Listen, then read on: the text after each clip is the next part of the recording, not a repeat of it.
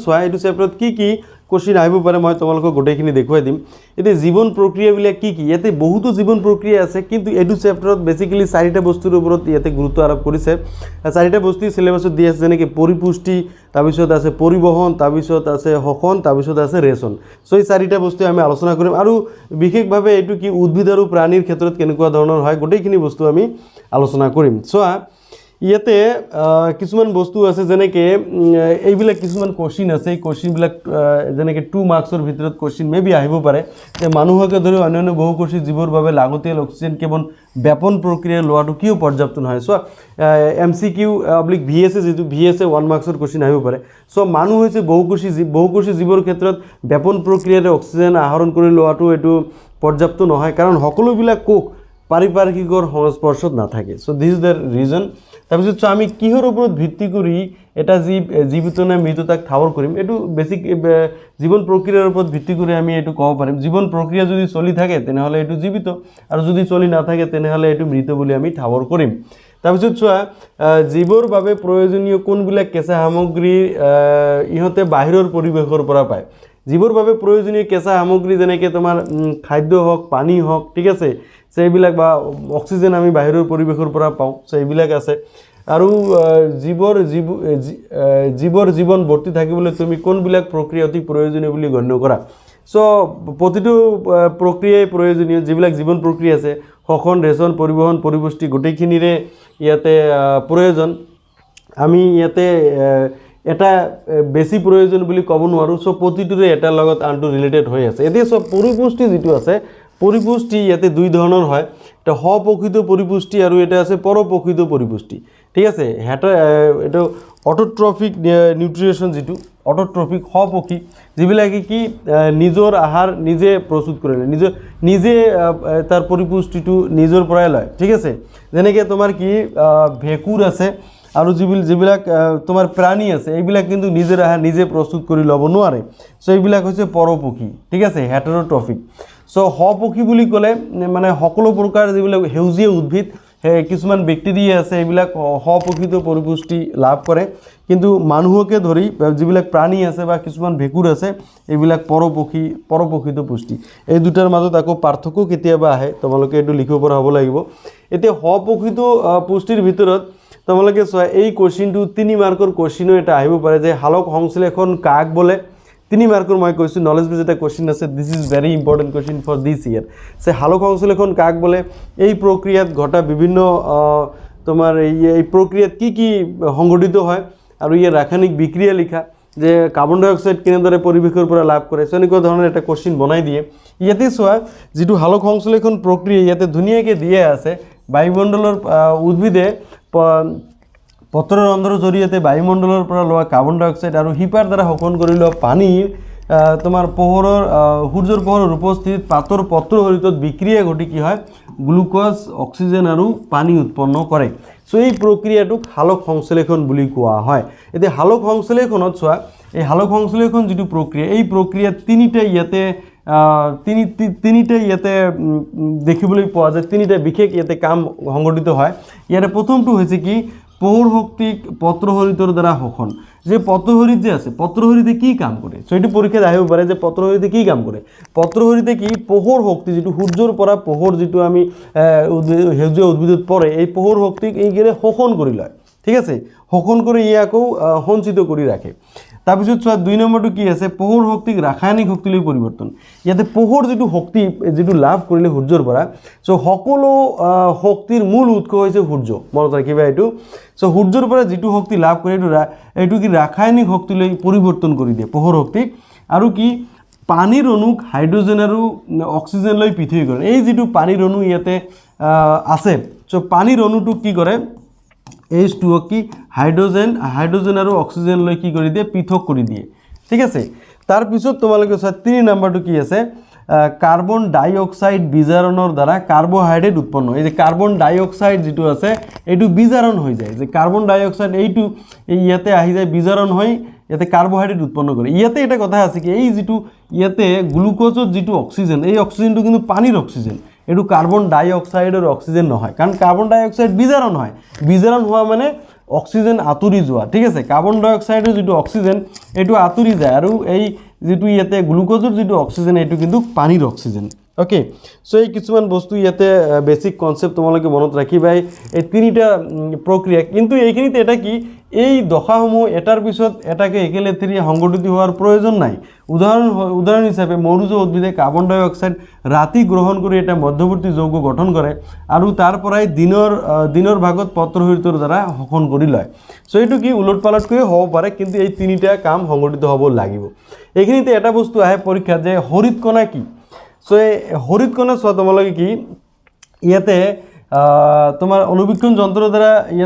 ইয়াতে দেখিলে গম পাবা চোৱা এই যে যিবিলাক ৰক্ষীকক আছে ইয়াতে চোৱা ইয়াতে সৰু সৰু কিছুমান হালধীয়া ধৰণৰ বিন্দা আছে এই হালধীয়া ধৰণৰ বিন্দাবোৰ কি এইটো হৰিত কণা বুলি কোৱা হয় ঠিক আছে ইয়াতে দিয়া আছে চোৱা কি কিছুমান কোকো হেউজিয়া বৰ্ণৰ বিন্দু কিছুমান দেখা পাবা ইয়াতে দেখিলে এই হেউজিয়া বৰ্ণৰ বিন্দাবোৰে হল হৰিত কণা নামৰ কোক অংগাণু যত পত্ৰহৰিতবিলাক হিচৰিত হৈ থাকে সো পত্ৰহৰিতবিলাক হিচৰিত হৈ থকা হেউজিয়া বৰ্ণৰ কোকবোৰক কি হৰিত কণা বুলি কোৱা হয় সো এই হৰিত কণাবোৰে তোমাৰ কি শক্তিবিলাক কি সঞ্চিত কৰি ৰাখে তাৰ পিছত ইয়াতে সব পাতৰ যে ইয়াতে হেতুসাৰ থাকেনে নাই এইটো কিন্তু আমি এলকহল আৰু ইয়াতে ব্ৰমিনৰ সহায়ত আমি এইটো ব্ৰমিনৰ যেটো দ্ৰব্য আছে ঠিক আছে এই দ্ৰব্যৰ সহায়ত আমি কিন্তু এইটো উলিয়াব পাৰি এইটো ব্ৰমিন নহয় সৰি আয়োডিনৰ দ্ৰব্য ওকে সো তাৰ পিছত ইয়াতে এটা কোশ্চেন আছে যে এইটো হৈছে তোমাৰ কি এইটো ৰক্ষী কোষ আৰু ইয়াতে পত্ৰ ৰন্ধ্ৰ সো ইয়াতে পত্ৰ ৰন্ধ্ৰত ইয়াতে সৈতে ৰক্ষী কোষ থাকে দুইফালে দুটা ৰক্ষী কোষ থাকে সো ৰক্ষী কোষ কি ইয়াৰ কাম কি পৰীক্ষাত এইটো পৰীক্ষাত আহে যে ৰক্ষী কোষ কি তোমালোকে এইটো জানা যে পত্ৰ ৰন্ধ্ৰৰ কি খোলা আৰু বন্ধ হোৱা কাৰ্যটো ৰক্ষী কোষে নিয়ন্ত্ৰণ কৰে ওকে ৰক্ষী কোষে ইয়াতে নিয়ন্ত্ৰণ কৰে তোমালোকে এইখিনি বস্তুবিলাক ইয়াতে দিয়া আছে ঠিক আছে হালক সংশ্লেষণ প্ৰক্ৰিয়াৰ বাবে লাগতিয়াল বিশাল পৰিমাণৰ গেছ বিনিময় গেছৰ আদান প্ৰদান এই ৰন্ধ্ৰবিলাকৰ মাজেদি সংগঠিত হয় এই ৰন্ধ্ৰবোৰক কি পত্ৰ ৰন্ধ্ৰ বুলি কোৱা হয় কিন্তু এইটো মনত ৰাখিবা যে গেছৰ আদান প্ৰদান পাতৰ উপৰিও কাণ্ডৰ হিপাৰ উপৰিভাগৰ যোগেদি সংগঠিত হয় এটোও হয়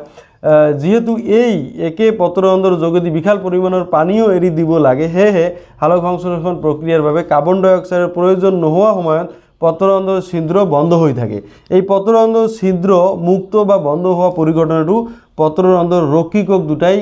কিছুমান কাৰ্যৰ যোগেদি নিয়ন্ত্ৰণ কৰে সো এইটো হৈছে ৰক্ষী কোষৰ কাম পত্ৰৰন্ধ্ৰ খোলা আৰু বন্ধ হোৱা কাৰ্যবিলাক কি নিয়ন্ত্ৰণ কৰে আৰু ৰক্ষী কোষ দুটাই পানী হুমালে ইহত স্ফীত হৈ পৰে ফলত পত্ৰৰন্ধ্ৰৰ ছিদ্ৰ মুকলি হৈ যায় সো এই প্ৰক্ৰিয়াটো তোমালোকে মনত ৰাখিবা ঠিক আছে তাৰ পিছত তোমালোকে চোৱা বিশেষভাৱে ইয়াতে আন কিছুমান বস্তু আছে যেনেকৈ পৰপক্ষিত পুষ্টি সো পৰপক্ষিত পুষ্টি আমি অলপ গম পালো যে বেলেগ জীৱৰ পৰা পুষ্টি লাভ কৰে যেনেকৈ এনেকুৱা উদ্ভিদ আছে আকাশীলতা চিকৰা উকনি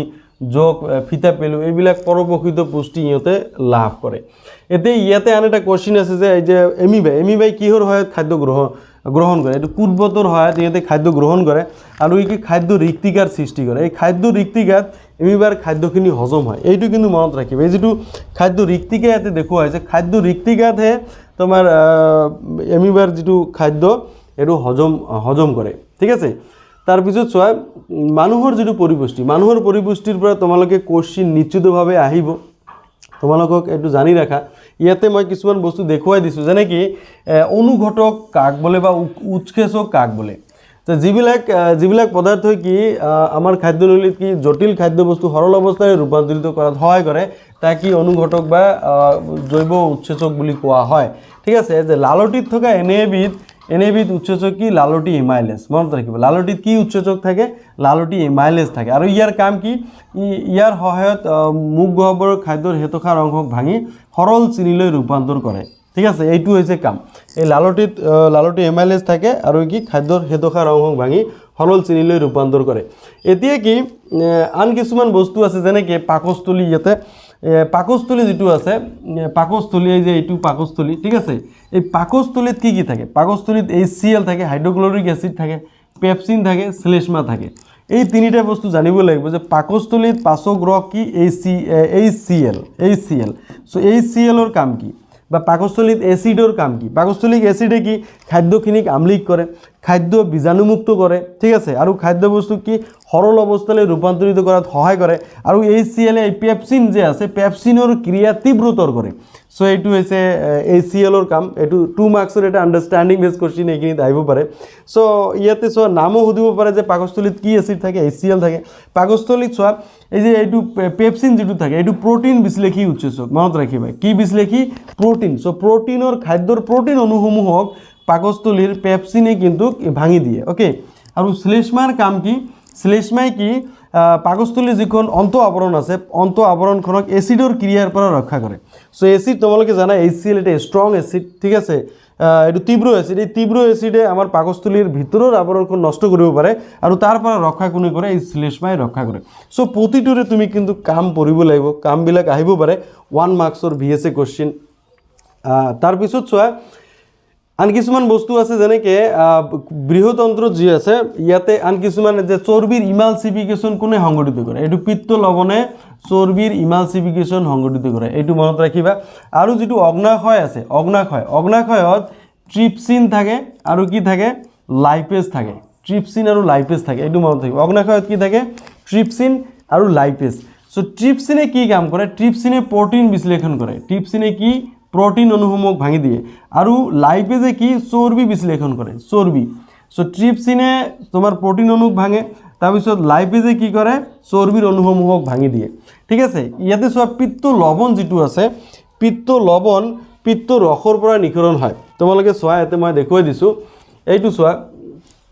এই যেটো ছবি আছে এই ছবিটো তোমালোকে মন কৰা সো ইয়াতে চোৱা যেটো যকৃত আছে এই যকৃত এইখিনি হৈছে যকৃত এই যকৃতত কি ইয়াতে পিত্ত থলি থাকে পিত্ত থলিৰ পৰা ইয়াতে পিত্ত নলী দি পিত্ত ৰস ওলায় ঠিক আছে পিত্ত ৰস আৰু পিত্ত ৰসটো কি ক্ষাৰ ধৰ্মী ঠিক আছে ই কি ক্ষাৰকীয় পিত্ত ৰসটো ক্ষাৰকীয় সো এই পাকস্থলীত এসিড থাকে এসিডে খাদ্যখিনি আমলিক কৰে আৰু এই খাদ্যখিনিক প্ৰশমিত কৰে কোনে এই পিত্ত ৰসৰ পৰা ওলোৱা পিত্ত লৱণে সে পিত্ত লৱণ কৰ পৰা ওলালে আল্টিমেটলি যকৃতৰ পৰা ওলালে যকৃতৰ পিত্ত থলিৰ পৰা পিত্ত নলী দি খাদ্যৰ লগত মিহলি হয় কিন্তু ইয়াতে চোৱা কানেকশনটো কোৱাত কি এই পিত্ত ৰসটো ওলাই কিন্তু ক্ষুদ্ৰান্তৰত আহি যায় ওকে কাৰণ এটো বাহিৰ ফেলে থাকে আৰু অগ্নাশয়ৰ পৰা যেটো ট্ৰিপসিন আৰু লাইপেজ আছে ইহতে ওলাই ক্ষুদ্ৰান্তৰত আহি যায় ক্ষুদ্ৰান্তৰত এই কামখিনি গুটেখিনি সংগঠিত হয় সো এইবিলাক কিছুমান টেকনিক্যাল বস্তু তুমি মনত ৰাখিব লাগিব সো লগতে চোৱা ইয়াতে আন কিছুমান বস্তু দিয়া আছে তৃণভোজী যে প্ৰাণী আছে তৃণভোজী প্ৰাণীৰ ক্ষুদ্ৰান্তৰটো কিয় দীঘল সো তৃণভোজী প্ৰাণীৰ এইখিনিতে দিয়া আছে কি তৃণভোজী প্ৰাণী যে উদ্ভিদে এতে ঘাঁহ খায় এতে ঘাঁহ জাতীয় উদ্ভিদত কি সেলুলোজ থাকে আৰু সেলুলোজ পাচনত কি বহুত দীঘল ইয়া সময় লাগে সো হেকাৰণে তৃণভোজী প্ৰাণীৰ ক্ষুদ্ৰান্তৰটো দীঘল কিন্তু মাংসভোজী যিবিলাক প্ৰাণী আছে ইহঁতৰ ক্ষুদ্ৰান্তৰটো কি হয় ছুটি হয় কাৰণ মাংসভোজী প্ৰাণীত মাংস খায় মাংসত কি প্ৰটিন থাকে প্ৰটিনৰ অণু সহজে কি পাচন হয় ঠিক আছে এইবিলাক তোমাৰ আহিব পাৰে তাৰ পিছত চোৱা ট্ৰিপসিন লাইপেজ মই অলপ আগত কৈ দিলো এতিয়া আন এটা বস্তু আছে এতে আন্তৰিক ৰস চোৱা ক্ষুদ্ৰান্তৰৰ বেৰত সৰু গ্ৰন্থিবোৰে আন্তৰিক ৰস নিখৰণ কৰে ঠিক আছে ইন্টাৰষ্টেইনেল জুস নিখৰণ কৰে সো ইহতে কি উৎসেচকৰ অৱশিষ্ট প্ৰটিন অংশ কি সৰল এমিনো এসিড লৈ শৰ্কৰাসমূহ গ্লুকোজ লৈ চৰ্বিসমূহ ফেটি এসিড আৰু গ্লিচাৰল লৈ ৰূপান্তৰ ঘটায় সো এটো ক্ষুদ্ৰান্তৰৰ ভূমিকা কি সো ক্ষুদ্ৰান্তই কি আন্তৰিক ৰস নিখৰণ কৰে আৰু আন্তৰিক ৰসে তিনিটা কাম কৰে কেইটা কাম প্ৰটিন অংশ কি সৰল এমিনো এসিড লৈ শৰ্কৰাসমূহ গ্লুকোজ লৈ আৰু চৰ্বি আৰু ফেটি এসিড চৰ্বি কি ফেটি এসিড আৰু গ্লিচাৰল লৈ ৰূপান্তৰ কৰে ওকে সো তাৰ লগতে ইয়াতে আন এটা ইম্পৰ্টেন্ট কোশ্চেন আছে কি ভিলাই কি সো ভিলাই কি ইয়াৰ কাম কি সো ভিলাই হৈছে ইয়াতে দিয়া আছে যে ক্ষুদ্ৰান্তৰ বেৰত কিছুমান আঙুলি সদৃশ প্ৰবৰ্ধক থাকে এই প্ৰবৰ্ধকবোৰক কি ভিলাই বুলি কোৱা হয় আৰু ভিলাইয়ে কি তোমাৰ ক্ষুদ্ৰান্তত কি সম্পূৰ্ণৰূপে পাচন হোৱা খাদ্য আংশিকভাৱে পাচন হোৱা খাদ্যবস্তুৰ পৰা প্ৰয়োজনীয় পদাৰ্থখিনি শোষণ কৰি লয় সো এইখিনি তোমাৰ এই ক্ষুদ্ৰান্তৰৰ যেটো ভিলাইৰ কাম ঠিক আছে তাৰ পিছত চোৱা যে মল ত্যাগৰ ক্ষেত্ৰত স্পিনেষ্টাৰ পেশীয়ে এইটো নিয়ন্ত্ৰণ কৰে এইবিলাক তুমি অলপ চাই লবা তাৰ পিছত চোৱা দাঁতৰ যেটো এনামেল আছে এনামেল আৰু ডেনড্ৰাইটৰ অংশ লাহে লাহে কোমল হোৱাৰ ফলত দাঁত ক্ষয় হয় এটো আন্ডাৰলাইন কেতিয়াবা দিয়ে এতিয়া এই কোশ্চিনবোৰ তুমি চোৱা সপ্ৰকৃত পুষ্টি আৰু পৰপ্ৰকৃত পুষ্টিৰ পাৰ্থক্য মই ক'লোঁ সালোক সংশ্লেষণত প্ৰয়োজনীয় প্ৰতিটো উপাদান উদ্ভিদে ক'ত ক'ত পায় এইটোও ক'লোঁ সালোক সংশ্লেষণতে 4টা উপাদানৰ দৰকাৰ এইটো এটা আছে সূৰ্য তোমাৰ সূৰ্যৰ পোহৰ লাগিব ঠিক আছে পাতৰ পত্ৰহৰিত লাগিব তাৰপিছত তোমাৰ লাগিব কি মাটিৰ পৰা শোষণ কৰি লোৱা পানী লাগিব তাৰপিছত কি বায়ুমণ্ডলৰ পৰা কাৰ্বন ডাই অক্সাইড ল'ব লাগিব এই 4টা বস্তুৰে প্ৰয়োজন ঠিক আছে আমাৰ পাকস্থলীত এচিডৰ ভূমিকা অলপ আগত ক'লোঁ পাচক উৎসেচকৰ কাৰ্য কি এইটোও আমি আলোচনা কৰিলোঁ 5 নম্বৰ শোষণ হ'ব পৰাকৈ ক্ষুদ্ৰান্ত খাদ্য কেনেদৰে পাচন হয় এইটো আমি আলোচনা কৰিলোঁ সো এতিয়া এই যিটো টপিক আছে পাচন তন্ত্ৰৰ প্ৰক্ৰিয়াটো বৰ্ণনাও আহিব পাৰে 2 মাৰ্কছৰ 3 মাৰ্কছৰ চমুকৈ লিখিব লাগিব ঠিক আছে এতিয়া শোষণৰ বিষয়ে আমি আলোচনা কৰিম সো শোষণ দুই প্ৰকাৰৰ বেসিক্যালি সবাত শোষণ আৰু অবাধ শোষণ ঠিক আছে তোমাৰ তাৰ লগতে ইয়াতে আন এটা বস্তু দিয়া আছে কিম্বন কি এইটো দিয়ে যে এককোষী জীৱ যিবিলাক আছে এককোষী জীৱ ইষ্টৰ দেহত এই যে কিম্বন প্ৰক্ৰিয়া হয় যে কিম্বন প্ৰক্ৰিয়াটো অক্সিজেনৰ অনুপস্থিতিত সংঘটিত হোৱাৰ কাৰণে এনে ধৰণৰ শোষণ প্ৰক্ৰিয়াক অবাধ শোষণ বুলি কোৱা হয় সো কিম্বন এক প্ৰকাৰৰ অবাধ শোষণ প্ৰক্ৰিয়া ঠিক আছে আৰু এইখিনিতে তোমালোকে এই চাৰ্টটো মনত ৰাখিব লাগিব আৰু এইটো মই ভাবিছোঁ এইবাৰ তোমালোকৰ 3 মাৰ্কৰ যিটো কোশ্চিন আছে 3 মাৰ্কৰ নলেজ বেস যিটো কোশ্চিন আছে এই নলেজ বেস কোশ্চিনটো এই কোশ্চিনটোই আহাৰ ম্যাক্সিমাম সম্ভাৱনা আছে যে গ্লুকোজ অণু ভাঙনৰ বিভিন্ন পথ ঠিক আছে ইয়াতে সবাত শোষণও আছে অবাধ শোষণও আছে তোমালোকক কৈ দিছোঁ সবাত শোষণ যিটো আছে অক্সিজেনৰ উপস্থিতিত গ্লুকোজ অণু ভাঙি কাৰ্বন ডাই অক্সাইড পানী আৰু শক্তি উৎপন্ন হোৱা প্ৰক্ৰিয়াক সবাত শোষণ বুলি কোৱা হয় আৰু এই শোষণ প্ৰক্ৰিয়া কি মাইটোকন্ড্ৰিয়াত সংঘটিত হয় মনত ৰাখিবা ঠিক আছে সবাত শোষণ মাইটোকন্ড্ৰিয়াত আৰু যেটো অবাধ শোষণ অক্সিজেনৰ অনুপস্থিতিত কাৰ্বন ডাই অক্সাইড ভাঙি তোমাৰ ইথানল কাৰ্বন ডাই অক্সাইড আৰু পানী উৎপন্ন হোৱা প্ৰক্ৰিয়াক অবাধ শোষণ বুলি কোৱা হয় ঠিক আছে আৰু এই অবাধ শোষণ প্ৰক্ৰিয়া ক'ত সংঘটিত হয় ইষ্ট কোষত সংঘটিত হয় ইষ্টৰ ক্ষেত্ৰত আৰু নহলে তুমি ক'ব লাগিব কোষ পূৰকত সংঘটিত হয় ঠিক আছে সাইটোপ্লাজম তোমার এইখিনি কথা তোমালোকে মনত রাখিব লাগিব যে তোমার অবাধ শোষণ আৰু সবাত শোষণ অক্সিজেনৰ উপস্থিতিত হলে এটো সবাত অক্সিজেনৰ অনুপস্থিত হলে অবাধ কিন্তু আমাৰ দেহত যেতিয়া অধিক শক্তিৰ প্ৰয়োজন হয় কেতিয়াবা অক্সিজেনৰ অনুপস্থিতিত এই গ্লুকোজ অণু ভাঙি পেশী কোষত কি হয় ল্যাকটিক এসিড আৰু শক্তি উৎপন্ন হয় পৰৱৰ্তী সময়ত ইয়াতে আমাৰ শিৰা মৰি ধৰে তাৰ পিছত যেতিয়া অক্সিজেনৰ যোগান পায় তেতিয়া এই ল্যাকটিক এসিডটো ভাঙি কাৰ্বন ডাই অক্সাইড আৰু পানীলৈ ৰূপান্তৰিত হৈ যায় আমাৰ হীৰামৰিটো নোহোৱা হৈ যায় সো এই ক্ষেত্ৰত এই গ্লুকোজ অণু ভাঙনৰ যে 3টা পথ আছে এই 3টা পথ তুমি ভালদৰে চাব লাগিব 3 মাৰ্কছৰ কোশ্চিন ইয়াতে আহিব পাৰে ওকে সো তাৰ পিছত তোমালোকে সোৱা সবাত শোষণ কাক বলে অবাধ শোষণ কাক বলে এইটো আহিব পাৰে ঠিক আছে তোমাৰ এই যে হীৰামৰি কিয় হয় এই যে ল্যাকটিক এসিড পেশী কোষত ল্যাকটিক এসিড উৎপন্ন হোৱাৰ কাৰণে এটো হীৰামৰি সংঘটিত হয় তাৰ পিছত তোমালোকে সোৱা ইয়াতে কিছুমান সৰু সৰু বস্তু আছে যে কাৰ্বন ডাই অক্সাইড উদ্ভিদে কেনেকৈ শোষণ কৰে বায়ুমণ্ডলৰ পৰা পত্ৰৰ অন্তৰৰ জৰিয়তে কাৰ্বন ডাই অক্সাইড তোমাৰ শোষণ কৰে ঠিক আছে আৰু পত্ৰৰ অন্তৰৰ জৰিয়তে অতিৰিক্ত তোমাৰ যেটো অতিৰিক্ত অক্সিজেনখিনি তোমাৰ বাহিৰ কৰি দিয়ে ইয়াতে আন কিছুমান কোশ্চিন আছে যেনে কি স্থলচৰ প্ৰাণীবোৰে শোষণত বায়ুমণ্ডলৰ অক্সিজেন ব্যৱহাৰ কৰে আৰু বায়ুমণ্ডলৰ অক্সিজেন প্ৰাণীসমূহ ইহঁতৰ বেলেগ বেলেগ শোষণাংগৰ দ্বাৰা শোষণ কৰি লয় তো এই যেহেতু তোমাৰ এই পানীত মিহলি হৈ থকা অক্সিজেনৰ পৰিমাণ বায়ুত থকা অক্সিজেনৰ পৰিমাণ তুলনামূলকভাৱে কম সেই কাৰণে কি জলচৰ প্ৰাণী স্থলচৰ প্ৰাণীতকৈ খৰকৈ উশাহ লয় এইটো 1 মাৰ্কছৰ এটা কোশ্চিন আহে যে জলচৰ প্ৰাণীয়ে কিয় খৰকৈ উশাহ লয় কাৰণটো এইটোৱে ঠিক আছে তাৰ পিছত তোমালোকে ছয়টো তোমালোকে কিতাপত এইবিলাক দাগ দি লবা আৰু এইবিলাক তুমি ক্লিয়াৰ কৰি লবা এতিয়া সোৱা এইটো হৈছে হাওফাও এইটো আমাৰ যেটো হাওফাও আৰু হাওফাওৰ একেবাৰে বাহিৰৰ যেটো অংশ ইয়াতে বায়ুকূপ থাকে বায়ুনলী সো বায়ুনলীৰ বাহিৰৰ অংশতে বায়ুকূপ থাকে এইটো কিন্তু তোমালোকৰ কি থাকে বৰ্ণনা কৰিব দিয়ে যে এইটো তোমালোকৰ তলত এতে কোশ্চিন দিয়া আছে যেনেকে 2 নম্বৰটো আমি অলৰেডি আলোচনা কৰি যে মানুহৰ দেহত অক্সিজেন আৰু কাৰ্বন ডাই অক্সাইড কিনেদৰে পৰিবহন হয় এইটো এটা আছে আৰু প্ৰচুৰ গেছ বিনিময়ৰ কাৰণে মানুহৰ হাওফাও কিদৰে গঠন হয় হাক প্ৰকাশত অক্সিজেন আহৰণৰ বাবে জলচৰ প্ৰাণী স্থল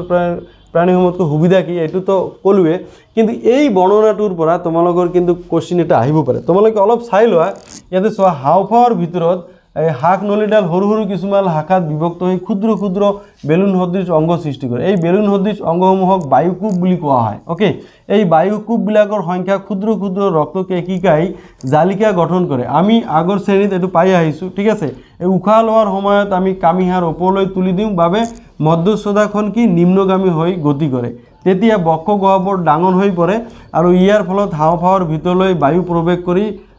বায়ুকোপবিলাক বায়ুৰে পৰিপূৰ্ণ হৈ যায় এতিয়া দেহৰ বিভিন্ন অংগৰ পৰা তেজৰ জৰিয়তে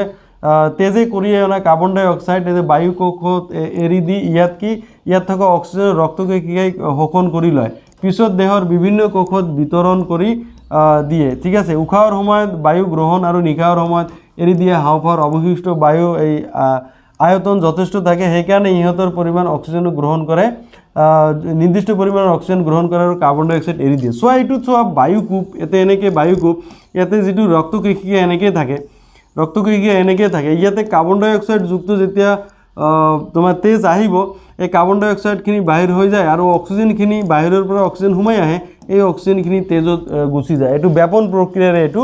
গুচি যায় ইয়াতে কিছুমান কি ৰক্তৰ যিটো ৰঞ্জক পদাৰ্থ তেজৰ যিটো ৰঞ্জক পদাৰ্থ কি বুলি কোৱা হয় হিমোগ্লোবিন বুলি কোৱা হয় আৰু এই হিমোগ্লোবিনে কি মানে অক্সিজেন পৰিবহনত কি কৰে সহায় কৰে এইখিনি তোমালোকে চাব লাগিব সো এনেদৰে কি কাৰ্বন ডাই অক্সাইড কোষত উৎপন্ন হয় যিটো কাৰ্বন ডাই অক্সাইড তেজত আহে আৰু এই তেজখিনি তোমাৰ হাওঁফাওত গৈ বায়ুকোপৰ জৰিয়তে এইটো কি আমি কাৰ্বন ডাই অক্সাইডখিনি উলিয়াই দিওঁ আৰু তাত কি অক্সিজেনখিনি সোমাই আহে ওকে সো এই গোটেইখিনি বস্তু তোমালোকে চাব লাগিব তাৰপিছত লগতে চোৱা আমাৰ কিছুমান ইয়াতে এই যিটো আমাৰ হৃদযন্ত্ৰত কেনেদৰে তেজ তোমাৰ তেজৰ প্ৰবাহ কেনেদৰে হয় এইটো তোমালোকৰ 3 মাৰ্কছৰ এটা কোৱেশ্চন ইয়াতে আহিব পাৰে পোনপ্ৰথমতে চোৱা মই ইয়াতে দেখুৱাই দিছোঁ চিত্ৰটোত হাওঁফাওত যিটো মই দেখুৱাই দিলোঁ তোমালোকৰ যিটো হাওঁফাও যিটো আছে হাওঁফাওত বায়ুকোপত ইয়াতে কি অক্সিজেনখিনি কাৰ্বন ডাই অক্সাইড বাহিৰত গুচি গ'ল আৰু অক্সিজেনখিনি কি তেজত সোমাই আহিলে এই অক্সিজেনযুক্ত তেজ এইটোক কয় শুদ্ধ তেজখিনি কি এই ক্লোম হীৰাৰ জৰিয়তে তোমাৰ বাহু অলিন্দত প্ৰৱেশ কৰে এই বাহু অলিন্দৰ পৰা তেজখিনি বাহুনীললৈ আহে ঠিক আছে এইটো শুদ্ধ তেজ বাহুনীলয়ৰ পৰা তোমাৰ কি যে মহাধমনী দি ওলাই যায় মহাধমনী দি ওলাই শৰীৰৰ বিভিন্ন অংশত তোমাৰ তেজৰ যোগান ধৰে শৰীৰৰ বিভিন্ন অংশত কি অক্সিজেনৰ যোগান ধৰে ঠিক আছে এনেদৰে শৰীৰৰ বিভিন্ন অংশত অক্সিজেনৰ যোগান ধৰিলে অক্সিজেন ইয়াতে সোমাই গ'ল O2 তাৰপিছত কি তেজত কি কাৰ্বন ডাই অক্সাইড উৎপন্ন হয় ইয়াতে সবাত শোষণ সংঘটিত হয় তেজৰ মাইটোকন্ড্ৰিয়াত তাৰপিছত ইয়াতে কাৰ্বন ডাই অক্সাইডখিনি তেজত আকৌ ব্যাপন প্ৰক্ৰিয়াৰে সোমাই আহে এই কাৰ্বন ডাই অক্সাইড যুক্ত তেজ অৰ্থাৎ অশুদ্ধ তেজখিনি আহি তোমাৰ কি ঊৰ্ধ্ব মহাশিৰা আৰু নিম্ন মহাশিৰা দিশত সৌ অলিন্দত প্ৰৱেশ কৰে ঠিক আছে ইয়াত প্ৰৱেশ কৰে সো সৌ অলিন্দৰ পৰা কি সৌ নিলয়ত আহে আৰু সৌ নিলয়ৰ পৰা কি ক্লোম ধমনী দি আকৌ হাওঁফাওলৈ গুচি যায় অৰ্থাৎ ইয়ালৈ গুচি আহে সো এনেদৰে তোমালোকৰ পৰীক্ষাত এইটো কোৱেশ্চন আহে যে শুদ্ধ তেজ হাওঁফাওৰ পৰা কোনটো নলিকাৰে সোমায় এইটো ক্লোম হীৰাৰে সোমায় ক'ত সোমায় বাহু অলিন্দত সোমায় ঠিক আছে সো এতিয়া চোৱা বাহু নিলয়ৰ পৰা কোনটো নলিকাৰে ওলাই যায় মহাধমনীৰে ওলাই যায় তাৰপিছত অশুদ্ধ তেজখিনি হৃদযন্ত্ৰৰ ভিতৰত কোনটো নলিকাৰে সোমায় এই যে ঊৰ্ধ্ব মহাশিৰা নিম্ন মহাশিৰা দি সোমায় ঠিক আছে মহাশিৰা দি সোমায় এইটো ঊৰ্ধ্ব আৰু নিম্ন এইটো দুটা আছে তাৰপিছত কি ক'ত সোমায় সৌ অলিন্দত সোমায় এইটো অশুদ্ধ তেজ তাৰপিছত কি সৌ নিলয়ত আহে এতিয়া অশুদ্ধ তেজ হৃদযন্ত্ৰৰ কোনটো কোঠালিৰ পৰা ওলাই হাওঁফাওলৈ গুচি যায় এইটো সৌ নিলয়ৰ পৰা ওলাই হাওঁফাওলৈ গুচি যায় কোনটো নলিকা দি গুচি যায় ক্লোম ধমনী দি গুচি হাওঁফাওলৈ গুচি যায় হাওঁফাওত আকৌ পৰিশোধন হয় এইটোত চোৱা কাৰ্বন ডাই অক্সাইড বাহিৰলৈ যায় আৰু অক্সিজেনখিনি ভিতৰলৈ সোমাই আহে সো এনেদৰে তোমাৰ কি তেজৰ পৰিবহন হয় আৰু লগতে কাৰ্বন ডাই অক্সাইড আৰু অক্সিজেনৰ কি বিনিময় হয় ঠিক আছে তাৰপিছত এইটো বস্তু দেখুওৱা হৈছে ইয়াতে একফালে শুদ্ধ তেজ আন একফালে অশুদ্ধ তেজ সো সেইকাৰণে কি আমাৰ কোঠালিটো আমাৰ যে হৃদযন্ত্ৰটো চাৰিটা কোঠালিযুক্ত আৰু তেজ এপাক মাৰোতে হৃদযন্ত্ৰৰ ভিতৰত দুবাৰ সোমাব লাগে সো এইটো চোৱা এইটো হাওঁফাও ইয়াতে কি কাৰ্বন ডাই অক্সাইড বাহিৰ হৈ যায় আৰু অক্সিজেন কি সোমাই আহে সো অক্সিজেনযুক্ত তেজ আকৌ হৃদযন্ত্ৰত সোমালে আকৌ ইয়াৰ পৰা ওলাই এইটো শৰীৰৰ বিভিন্ন অংশত তোমাৰ কি অক্সিজেনৰ যোগান ধৰিলে অক্সিজেন তাৰপিছত ইয়াতে কাৰ্বন ডাই অক্সাইড আকৌ তেজত সোমাই আহিল আকৌ হাওঁফাওত গুচি গ'ল হাওঁফাওৰ পৰা আকৌ ওলাই হৃদযন্ত্ৰত যায় সো এপাক মাৰোতে তেজ কিন্তু দুবাৰ হৃদযন্ত্ৰৰ ভিতৰত সোমাব লাগে সেইকাৰণে মানুহৰ যিটো পৰিবহন তন্ত্ৰ এইটো কি দ্বৈত পৰিবহন তন্ত্ৰ বুলি কোৱা হয় ঠিক আছে ডুৱেল সাৰ্কুলেশ্যন ডাবল সাৰ্কুলেশ্যন ঠিক আছে দ্বৈত পৰিবহন তন্ত্ৰ বুলি কোৱা হয় এইখিনিয়ে পৰীক্ষাত আহে কেতিয়াবা তাৰপিছত চোৱা ইয়াতে ৰক্তচাপ জোখা যন্ত্ৰ স্পাইগোমেনোমিটাৰ এইটো পৰীক্ষাত কেতিয়াবা দিয়ে ৰক্তচাপ জোখা যন্ত্ৰটোৰ নাম কি স্পাইগোমেনোমিটাৰ ওকে সো তাৰপিছত তুমি নেক্সট চোৱা ৰক্তজালিকা বা ৰক্তনলিকা সো ৰক্তনলিকা থাকে ইয়াতে চোৱা ৰক্তনলিকা থাকে। ৰক্তনলিকাত চোৱা ইয়াতে আন এটা বস্তু মই তোমালোকক কোৱা নাই, এইটো হৈছে কি ধমনী আৰু হীৰাৰ কেতিয়াবা পাৰ্থক্য আহে। যিবিলাক নলিকাৰে তেজ হৃদযন্ত্ৰত সোমায় এইটো কি হীৰা বুলি কোৱা হয়, আৰু যিবিলাক নলিকাৰে তেজ ওলাই যায় তাক কি ধমনী বুলি কোৱা হয়। চ' ধমনী আৰু হীৰাৰ পাৰ্থক্য কেতিয়াবা আহে। অ'কে, তাৰপিছত তোমালোকে চোৱা ইয়াতে লৌহিকাৰ বিষয়ে পৰীক্ষাত দিয়ে যে লৌহিকা কি। তো তেজৰ দৰে অন্য এবিধ তৰল পদাৰ্থ হ'ল লৌহিকা। এই যে তেজ সংবহন তন্ত্ৰৰ দৰে লৌহিকাও আন এক প্ৰকাৰৰ সংবহন তন্ত্ৰ। এই ৰক্তকোশিকাৰ বেৰত থকা ছিদ্ৰৰ মাজে কিছুমান প্লাজমা প্ৰটিন আৰু ৰক্তকোষ ওলাই আহি কলাৰ অন্তঃকোষীয় স্থানত তৰল পদাৰ্থ গঠন কৰে। চ' এই তৰল পদাৰ্থবিলাকক কি লৌহিকা বুলি কোৱা হয়। ইয়াৰো এটা তন্ত্ৰ থাকে, লৌহিকা তন্ত্ৰ। গোটেইখিনি যিমান তোমাৰ ইয়াতে ৰক্ত চলাচল কৰিছে, চ' ৰক্তৰ পৰা কি ইয়াতে প্লাজমা কিছুমান ওলাই আহে। ত' ইয়াতে বিভিন্ন কোষ থাকে, এই কোষত কি মধ্যৱৰ্তী স্থান থাকে। এই মধ্যৱৰ্তী স্থানবোৰ ই কি পূৰা কৰি দিয়ে এই লৌহিকাবোৰে, ঠিক আছে। আৰু ই এটা তন্ত্ৰৰ সৃষ্টি হয়, এইটোক কয় লৌহিকা তন্ত্ৰ। তাৰপিছত চোৱা উদ্ভিদৰ দেহত যিটো পৰিবহণ। চ' উদ্ভিদৰ দেহত পৰিবহণৰ ক্ষেত্ৰত পানী আৰু অন্যান্য খাদ্যদ্ৰব্য কেনেদৰে পৰিবহণ হয় এইটো পৰীক্ষাত আহে। যেনেকৈ পানী পৰিবহণ ট্ৰেন্সপৰ্টেশ্যন আৰু অৰ্ডাৰৰ ক্ষেত্ৰত তোমালোকে চোৱা ইয়াতে জাইলেম কলাৰ যিবিলাক নলিকা ট্ৰেকাইডবিলাক উদ্ভিদৰ শিপা কাণ্ড আৰু পাতৰ পৰস্পৰৰ মাজত সংগঠিত হৈ গোটেই দেহটো কি বিভিন্ন অংগলৈ পানীৰ সৰবৰাহ হ'ব পৰাকৈ এটা সংবহন সুতিৰ সৃষ্টি কৰে। এই শিপাৰ যিবিলাক কোষ মাটিৰ লগত সংস্পৰ্শ হৈ থাকে এইবিলাক সক্ৰিয়ভাৱে আয়নবিলাক গ্ৰহণ কৰি থাকে, ঠিক আছে। ইয়ে শিপা আৰু মাটিৰ লগত আয়নৰ গাঢ়তাৰ তাৰতম্য সৃষ্টি কৰে। সেয়েহে এনে তাৰতম্য দূৰ কৰিবলৈ শিপাই মাটিৰ পৰা পানী শোষণ কৰে, আৰু ইয়াৰ ফলত কি হয় শিপাৰ জাইলেম কলাই নিয়মীয়াকৈ পানী ওপৰলৈ টানি থাকে। ইয়ে পানীৰ স্তম্ভ এটাৰ সৃষ্টি কৰে আৰু ওপৰলৈ উঠে। এনেদৰে তোমাৰ কি শিপাৰ জৰিয়তে পানী ওপৰলৈ উঠি থাকে, পানীৰ পৰিবহণ হয়। অ'কে, চ' তাৰপিছত চোৱা ইয়াতে চোৱা যিটো প্ৰচ্ছেদন কি আছে উদ্ভিদৰ, ইয়াতে প্ৰচ্ছেদন কাক বোলে পৰীক্ষাত এইটো আহে যে উদ্ভিদে শোষণ কৰা অতিৰিক্ত পানী বায়বীয় অংগই বাষ্পাকাৰে এৰি দিয়া প্ৰক্ৰিয়া কি বাষ্পমোচন বা পত্ৰমোচন বুলি কোৱা হয়। অতিৰিক্ত যিখিনি পানী বায়বীয় অংগ এৰি দিয়ে, ঠিক আছে। তো এইটো হৈছে বাষ্পমোচন বা পত্ৰমোচন। তাৰ লগতে এইখিনিতে চোৱা যে আহাৰ আৰু অন্যান্য দ্ৰব্য পৰিবহণ কেনেদৰে হয় এইটোও কেতিয়াবা পৰীক্ষাত তোমালোকৰ আহে, একেলগে আহে। আগতো 5 মাৰ্ক আছিল, এতিয়াতো 5 মাৰ্ক নাই। চ' 3 মাৰ্কছৰ কুৱেশ্যন মে বি তোমালোকৰ এইটো আহিব পাৰে। চ' উদ্ভিদৰ দেহত পানী খাদ্য আৰু অন্যান্য দ্ৰব্য কেনেদৰে পৰিবহণ হয়। চ' পানী যিটো আছে পানী জাইলেম কলাৰ জৰিয়তে পৰিবহণ হয়, তোমালোকে জানা। আৰু কি খাদ্য যিটো আছে এইটো ফ্লোয়েম কলাৰ জৰিয়তে পৰিবহণ হয়। চ' ইয়াতে কি আছে সালোক সংশ্লেষণ প্ৰক্ৰিয়াত উৎপাদিত দ্ৰৱণীয় পদাৰ্থবিলাকৰ পৰিবহণক খাদ্য সংবহন বা খাদ্য স্থানান্তৰণ বোলে, ঠিক আছে। আৰু এই উদ্ভিদৰ ফ্লোয়েম নামৰ সংবহন কলাৰ যোগেদি সম্পন্ন কৰে। তদুপৰি কি এই যে ফ্লোয়েম কলা ইয়াতে আহি গ'লে, এই ফ্লোয়েমে কি সালোক সংশ্লেষণ প্ৰক্ৰিয়াত উৎপাদিত দ্ৰব্যৰ উপৰিও অন্যান্য কি এমিনো এচিড আৰু আন কিছুমান পদাৰ্থ কি কৰে এই পৰিবহণ কৰে। চ' এইখিনিতে এটা বস্তু মন কৰিব, ইণ্টাৰেষ্টিং ঘটনা ইয়াতে দিয়া আছে। এইবিলাক পদাৰ্থ বিশেষভাৱে শিপা ফল বীজ আৰু তোমাৰ বিকশিত অংগলৈ স্থানান্তৰণ ঘটে। খাদ্য আৰু আন পদাৰ্থবিলাক উদ্ভিদৰ দেহত সংবহন বা স্থানান্তৰণ ঊৰ্ধ্বমুখী আৰু অধমুখী দুয়ো দিশত হয়। চ' ফ্লোয়েমৰ যিটো পৰিবহণ এইটো ঊৰ্ধ্বমুখী আৰু অধমুখী, কাৰণ ফ্লোয়েমে খাদ্য পৰিবহণ কৰে, ঊৰ্ধ্বমুখীতো যায় অধমুখীতো যায়, ঠিক আছে। কিন্তু চোৱা জাইলেমৰ যিটো পৰিবহণ এইটো অকল ঊৰ্ধ্বমুখী হয়। তাৰমানে জাইলেমে পানী পৰিবহণ কৰে, এইটো অকল ঊৰ্ধ্বমুখী দিশত হয়। আৰু জাইলেম কলাৰ যোগেদি হোৱা সংবহন কৰা ফ্লোয়েমৰ যোগেদি খাদ্য স্থানান্তৰণ প্ৰক্ৰিয়া দুটাই একেই নহয়। চোৱা জাইলেম কলাৰ যোগেদি হোৱা সংবহন সৰল, ঠিক আছে। ইয়াক কোনো কি ভৌতিক বলৰ সহায়ত সংগঠিত হয় বুলি বৰ্ণনা কৰিব পাৰি, যদিও ফ্লোয়েমৰ যোগেদি সংগঠিত খাদ্য সংবহন বা খাদ্য স্থানান্তৰণ প্ৰক্ৰিয়াত শক্তি ব্যৱহাৰ কৰিহে সম্পন্ন হয়। এইটো মনত ৰাখিবা, ফ্লোয়েমত কি যিটো পৰিবহণ এইটো শক্তি ব্যৱহাৰ কৰি হয়, কিন্তু জাইলেমত এইটো ভৌতিক বলৰ সহায়ত হয়। ভৌতিক বলটো কি এইটো প্ৰচ্ছেদন যিটো আছে পানী ওপৰৰ পৰা মাটিৰ পৰা শোষণ কৰি ওপৰৰ ফালে এটা গুচি গৈ আছে, ঠিক আছে, প্ৰচ্ছেদন। চ' ইয়াতে চোৱা পানী টানি আছে শিপাই, এইটো ওপৰ ফালে ওলাই আছে, এইটো পাইপৰ নিচিনা হৈ আছে, ঠিক আছে। ইয়াৰ পৰা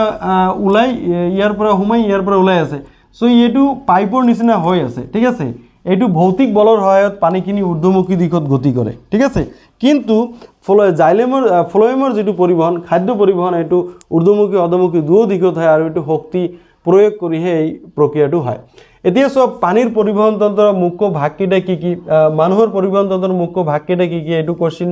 তোমাৰ ইম্পৰ্টেণ্ট হৈ আছে 2 মাৰ্কছৰ কাৰণে। পক্ষী আৰু স্তন্যপায়ী প্ৰাণীৰ বিশুদ্ধ আৰু অশুদ্ধ তেজ কিয় পৃথক কৰি ৰখাৰ প্ৰয়োজন? 1 মাৰ্কছৰ কোশ্চিন আহিব পাৰে, শৰ্ট কোশ্চিন হিচাপত তোমালোকে চাবা। উচ্চ খাপৰ উদ্ভিদৰ পৰিবহণ তন্ত্ৰৰ এটা অংগসমূহ কি কি? ঠিক আছে, উদ্ভিদৰ দেহত পানী আৰু খনিজ লৱণ কেনেদৰে পৰিবহণ হয়, এইটো 2 মাৰ্কছৰ কাৰণে তোমালোকে চাবা। উদ্ভিদৰ দেহত খাদ্য কেনেদৰে সংবহন ঘটে, এইটো 1 মাৰ্কছৰ কাৰণে তোমালোকে চাবা। তাৰপিছত চোৱা ৰেচনৰ বিষয়ে পৰীক্ষাত আহে যে ৰেচনৰ অংগসমূহ কি কি বা ৰেচন কাক বোলে। ঠিক আছে, ইয়াতে ধুনীয়াকৈ ইয়াতে তোমালোকে দিয়ে আছে যে জৈৱ ৰাসায়নিক প্ৰক্ৰিয়াৰে যে উপজাত পদাৰ্থবোৰ দেহৰ পৰা বৰ্জন কৰা প্ৰক্ৰিয়াক ৰেচন বুলি কোৱা হয়। আৰু মানুহৰ যিটো ৰেচন অংগৰ ভিতৰত তোমালোকে চোৱা এজৰ বৃক্ক,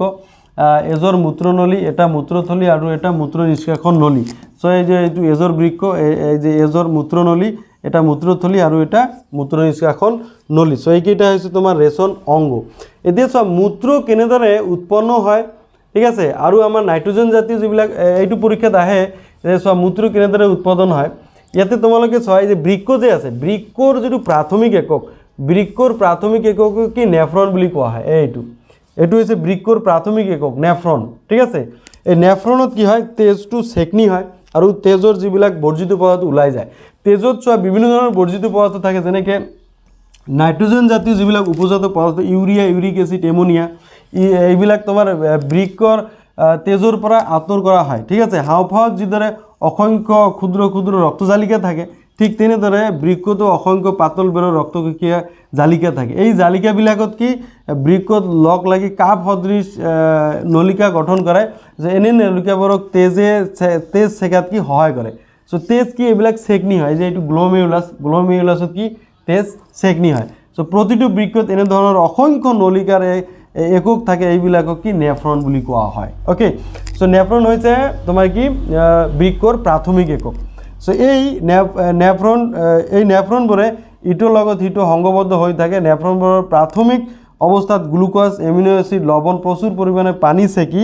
লোৱাৰ পাছত পাছৰ নলিকা অংশত কি অধিশোষণ কৰি লয়। ঠিক আছে, তাৰপিছত দেহৰ কিছুমান অতিৰিক্ত পানী থাকে আৰু কিমান পৰিমাণৰ দ্ৰৱীভূত বৰ্জিত পদাৰ্থ থাকে, ঠিক আছে, তাৰ ওপৰত নিৰ্ভৰ কৰি পানীভাগ অধিশোষণ কৰি লয়। ঠিক আছে, চ' এনেদৰে মূত্ৰ উৎপাদন হয় আৰু তাক মূত্ৰ আমি নিষ্কাশন কেনেদৰে কৰোঁ, যে প্ৰতিটো বৃক্কত উৎপন্ন হোৱা মূত্ৰ এই নেফ্ৰনৰ দীঘল মূত্ৰনলিকালৈ সোমাই আহে আৰু মূত্ৰনলীয়ে বৃক্ক দুটা মূত্ৰথলীৰ লগত সংযুক্ত হৈ থাকে আৰু কি মূত্ৰথলীত জমা হৈ থাকে। তাৰপিছত কি মূত্ৰথলীৰ চাপৰ ফলত মূত্ৰনলীৰে মূত্ৰ বাহিৰলৈ ওলাই আহে। এনেদৰে আমি কি বিসৰ্জন কৰোঁ। চ' মূত্ৰ উৎপাদন আৰু কেনেদৰে বিসৰ্জন কৰোঁ, এই দুটা কোৱেশ্চন ইয়াতে জড়িত হৈ আছে। তাৰপিছত তোমালোকে চোৱা ইয়াতে উদ্ভিদৰ যিটো ৰেচন, উদ্ভিদৰ ক্ষেত্ৰতো ৰেচন হয়, যেনেকৈ তোমাৰ ইয়াতে চোৱা কিছুমান আঠা, উদ্ভিদৰ পৰা কি আঠা ওলাই যাব, পাত সৰি পৰা, এইবিলাক উদ্ভিদৰ ৰেচন। তাৰপিছত ৰেজিন এইটো উদ্ভিদৰ ৰেচন। ঠিক আছে, চ' উদ্ভিদৰ যিবিলাক কিছুমান কোষ মৰি যায়, ঠিক আছে, এইবিলাক হৈছে দেহৰ পৰা কিছুমান কোষবিলাক কি মৰি যায়, এইটো উদ্ভিদৰ ৰেচন। চ' উদ্ভিদেও এই যিবিলাক বৰ্জিত পদাৰ্থ আছে, এই বৰ্জিত পদাৰ্থবিলাক ৰেচন প্ৰক্ৰিয়াৰে ইহঁতে কি বৰ্জন কৰে। ঠিক আছে, চ' অন্যান্য কিছুমান উপজাত বৰ্জিত পদাৰ্থবিলাক যেনে পুৰঠ জাইলেম কলাত কি ৰেজিনে আঠা হিচাপত ইহঁতে বৰ্জন কৰে। অ'কে, তাৰপিছত উদ্ভিদে কি অতিৰিক্ত অক্সিজেন বৰ্জন কৰে, তাৰপৰা অতিৰিক্ত পানী ইহঁতে উলিয়াই দিয়ে। চ' এইবিলাক হৈছে উদ্ভিদৰ ৰেচন। ঠিক আছে, ৰেচনৰ গঠন আৰু কাৰ্য বৰ্ণনা, নেফ্ৰনৰ গঠন আৰু কাৰ্য বৰ্ণনা কৰা এইটো পৰীক্ষাত আহিব পাৰে। অ'কে, চ' এই যিটো নেফ্ৰন ইহঁতৰ গঠন আৰু কাৰ্য বৰ্ণনা কৰা, চ' এই কোৱেশ্চনটো তোমালোকৰ পৰীক্ষাত আহিব পাৰে। তাৰপিছত তোমালোকে চোৱা ইয়াতে উদ্ভিদে কি উপায়েৰে বৰ্জিত পদাৰ্থ ত্যাগ কৰে, এইটো 2 মাৰ্কছৰ কোৱেশ্চন আহিব পাৰে, নাইবা 1 মাৰ্কছো আহিব পাৰে। চ' কেনেকৈ মূত্ৰ উৎপাদনৰ পৰিমাণ আমি নিয়ন্ত্ৰণ কৰিব পাৰি, এইটোও আহিব পাৰে। অ'কে, চ' তাৰপিছত চোৱা অনুশীলনীৰ যিবিলাক কোৱেশ্চন আছে, এই 4টা দিয়া আছে, এই 4টাৰ পৰা এটা আহিব, নিশ্চিতভাৱে আহিব। চ' ইয়াৰ পিছত মই তোমালোকক কিছুমান ইম্পৰ্টেণ্ট MCQ দেখুৱাই দিম। প্ৰথম কোৱেশ্চনটো চোৱা, মানুহৰ বৃক্ক দুটা কোনটো তন্ত্ৰৰ অংগ? চ' বৃক্ক দুটা নিশ্চিতভাৱে ৰেচন তন্ত্ৰৰ অংগ হয়। উদ্ভিদৰ দেহত জাইলেম কলাৰ কাম এইটো তোমাৰ পানী পৰিবহণ কৰা। ঠিক আছে, সপ্ৰকৃত পুষ্টিত প্ৰয়োজন হয় কাৰ্বন ডাই অক্সাইড, পথৰিত সূৰ্যৰ পোহৰৰ ওপৰৰ আটাইকেইটা প্ৰয়োজন হয়। তাৰপিছত পাইৰুভেট অণু ভাঙি কাৰ্বন ডাই অক্সাইড, পানী আৰু শক্তি উৎপন্ন প্ৰক্ৰিয়াত চোৱা কি মাইটকণ্ড্ৰিয়াত সংঘটিত হয়, এইটো সবাতোষণ বুলি কোৱা হয়। অ'কে, চ' এইখিনি তোমাৰ হৈ গ'ল। তাৰপিছত নেক্সট চোৱা 5 নম্বৰ যিটো কোৱেশ্চন আছে, আমাৰ শৰীৰত চৰ্বিজাতীয় খাদ্যসমূহ কেনেদৰে পাচন হয় এই প্ৰক্ৰিয়াটো শৰীৰৰ কোন অংগত সংঘটিত হয় চৰ্বিজাতীয় খাদ্য কেনেদৰে পাচন হয় তোমালোকে এইটো লিখিব লাগিব চ' এইটো 3 মাৰ্কছৰ মেবি 1+2+1 এনেকুৱা ধৰণৰ কোৱেশ্চন আহিব পাৰে চ' 6 নম্বৰ কোৱেশ্চন পাচনত লালটিৰ ভূমিকা ভেৰি ইম্পৰ্টেণ্ট কোৱেশ্চন তাৰপিছত 7 নম্বৰ চোৱা সপকৃত পুষ্টিৰ কাৰণে কি কাৰকৰ প্ৰয়োজন এটা উপজাত পদাৰ্থবোৰ কি আছিল সপকৃত পুষ্টি হালক সংশ্লেষণৰ কথা ইয়াতে কৈছে চ' হালক সংশ্লেষণৰ জৰিয়তে তোমাৰ সপকৃত পুষ্টি আমি আহৰণ কৰিব পাৰি ইয়াতে কি কাৰকৰ প্ৰয়োজন লিখিব লাগিব আমি অলৰেডি আলোচনা কৰোঁ সবত আৰু অবতৰ পাৰ্থক্য আহিব পাৰে প্ৰচুৰ গেছ বিনিময় কৰিব পৰাকৈ বায়ুকোষবিলাক কেনেদৰে গঠন হৈছে এইটো আলোচনা কৰিলোঁ আমাৰ দেহত হিমোগ্লোবিনৰ পৰিমাণ কমি গ'লে কি হ'ব আমাৰ দেহটো কি আমি উইক হৈ যাম ঠিক আছে কাৰণ হিমোগ্লোবিনে অক্সিজেন পৰিবহন কৰে আৰু অক্সিজেনে কি কোষত সোমাই আমাক শক্তি দিয়ে ঠিক আছে সো সেইকাৰণে অক্সিজেন আমাক লাগিব হিমোগ্লোবিন কমি গ'লে অক্সিজেনৰ পৰিবহন কম হ'ব শক্তি প্ৰডিউস কম হ'ব আমি দুৰ্বল হৈ যাম তো মানুহৰ দেহত দ্বৈত সংবহন তন্ত্ৰ বৰ্ণনা কৰা এইটো যেটো হৃদযন্ত্ৰৰ মাজেৰে তেজৰ পৰিবহন এইটো কৈছে জাইলেম আৰু ফ্লোয়েমৰ দ্ৰৱ পৰিবহনৰ পাৰ্থক্য কলো আৰু হাওফাওৰ বায়ুকোষ আৰু নেফ্ৰনৰ মাজত তুলনা সো হাওফাওৰ যেটো বায়ুকোষ আছে হাওফাওৰ বায়ুকোষ এইটো কি বেলুন সদৃশ আৰু নেফ্ৰনটো কি এইটো নলিকা সদৃশ আৰু হাওফাওৰ বায়ুকোষত কি হয় তোমাৰ কাৰ্বন ডাই অক্সাইডৰ অক্সিজেনৰ বিনিময় হয় আৰু নেফ্ৰনত কি হয় তেজ পৰিশোধন হয় তো এই দুটা লিখিলে হৈ গ'ল এতিয়া চোৱা মই তোমালোকক এই চ্যাপ্টাৰ 6 ৰ লাইফ প্ৰসেছৰ টপ 20 মই এমসিকিউ তোমালোকক দেখুৱাই দিম তোমালোকে চাই থাকিবা প্ৰথম কোশ্চেনটো চোৱা তলৰ কোনটো প্ৰটিন বিশ্লেষী উৎসেচক নহয় সো ইয়াতে চোৱা নহয় শব্দটো তুমি ভালকে চাব লাগিব পৰীক্ষাতে এইটো ভেৰি ইম্পৰ্টেন্ট এইটো হৈছে তোমাৰ লাইপেজ সো লাইপেজ কি প্ৰটিন বিশ্লেষী নহয় চৰ্বি বিশ্লেষী পেপচিন ট্ৰিপচিন এইবিলাক হৈছে চৰ্বি প্ৰটিন বিশ্লেষী ওকে তো নহয় বুলি কৈছে এখানে লাইপেজ 2 নম্বৰটো চোৱা অগ্নাশয়ত থকা প্ৰটিন বিশ্লেষী উৎসেচক হল অগ্নাশয়ত থকা প্ৰটিন বিশ্লেষী উৎসেচক ট্ৰিপচিন ওকে তাৰপিছত চোৱা অগ্নাশয়ত থকা চৰ্বি বিশ্লেষী উৎসেচক এটো হৈছে লাইপেজ অগ্নাশয়ত চৰ্বি বিশ্লেষণ কৰে তাৰপিছত চোৱা চৰ্বিৰ অণুৰ ইমালসিফিকেশন সংঘটিত কৰে পিত্ত লৱণে সি ইজ দ্য ৰাইট আনসাৰ তাৰপিছত চোৱা পাচন প্ৰক্ৰিয়া সম্পন্ন কৰে এটো কি আন্তৰিক ৰসে পাচন প্ৰক্ৰিয়া সম্পন্ন কৰে মনত ৰাখিবা এটো ক্ষুদ্ৰান্তৰত হয় তাৰপিছত চোৱা হেতক্ষাৰক সৰল চেনিলৈ ৰূপান্তৰ কৰা উৎসেচকৰ নাম হল কি এটো এমাইলেজ এটো লালটিত থাকে সো এইখিনিতে এই মই ধুনীয়াকৈ ইয়াতে এটা চাৰ্ট বনাই দিছো চাৰ্টটো তোমালোকে যদি অলপ লক্ষ্য কৰিছা সো ইয়াতে চোৱা এটো মুখ গহ্বৰ সো মুখ গহ্বৰত কি লালটি থাকে লালটি এমাইলেজ থাকে আৰু ইয়াৰ কি হেতক্ষাৰ ভাঙি কি সৰল চেনিলৈ ৰূপান্তৰিত হয় তাৰপিছত কি এইটো হৈছে তোমাৰ পাকস্থলী ঠিক আছে পাকস্থলীত কি থাকে পাকস্থলীত তোমাৰ কি পেপচিন থাকে হাইড্ৰোক্লোৰিক এসিড থাকে এতে শ্লেষ্মা থাকে মিউকাস থাকে সো পেপচিনে কি প্ৰটিন ভাঙে তাৰপিছত এই হাইড্ৰোক্লোৰিক এসিডৰ কাম মই ইতিমধ্যে আলোচনা কৰিছো ঠিক আছে তাৰপিছত মিউকাসে এই প্ৰটেকশন দিয়ে ইন্টাৰনেট তাৰপিছত চোৱা ইয়াতে চোৱা এইটো হৈছে যকৃতত কি থাকে তোমার পিত্ত রক থাকে যে বাইল জুস থাকে ওকে সো বাইল জুসে